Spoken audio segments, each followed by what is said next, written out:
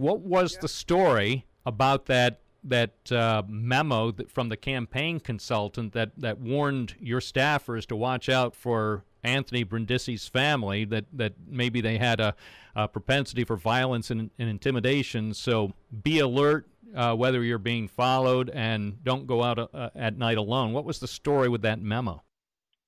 I, first of all, didn't write the memo. It was written by someone on my campaign. My campaign consultant wrote it.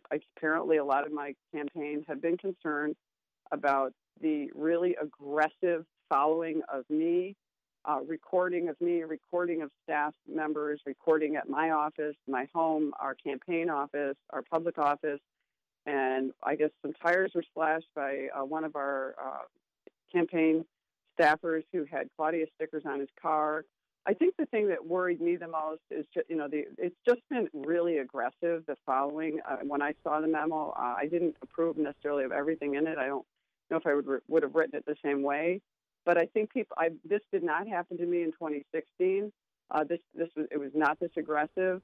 I was more. Well, do you have any reason to believe that Brindisi's family was involved in any of the either threats or intimidation or even tire slashing? No, as I stated to the New York Post and also a number of times already in public, I don't think Anthony Brindisi or his family are doing any of this. I don't think so personally. I've known Anthony for 7 years, but I do have to say that for the first time ever, my family members.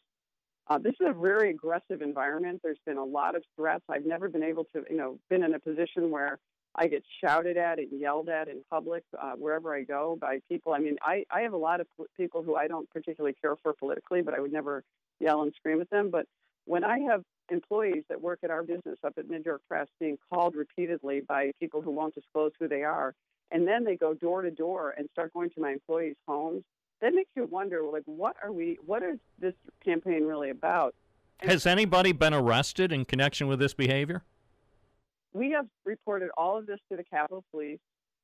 They have been the focal point of it, so they send this message. They send the alerts out, and I am really grateful to law enforcement community. All of the police departments, whether it's in Groom County and Oneida County, all over have stepped up. The New Hartford Police Department is going up and down my street since I have these cars that are parked in front of my driveway all the time that concern my neighbors. And they've been really great. When I'm in a parade or a public event or any of my employees feel threatened, they've been really responsive. So I think it's really important and I really am grateful to the police across all levels. They've been terrific. So, do you think there's been any sort of criminality associated with this campaign in recent months? Well, there's been slashed tires. There's been aggressive surveillance, or you might call it stalking. I mean, I had one of the trackers actually grabbed my car door one day when I was trying to get in it, which I reported to the Capitol Police. I couldn't actually I had my phone on, but I couldn't actually get the footage of him grabbing my door. But, that is technically an assault. So, I mean, these people are really aggressive. Would you press charges? If I could prove it, yeah. I mean, we already reported it all. We report everything. So do you think some people should be arrested? If the court or the DA determines that there's some kind of violation, that's something that's up to them.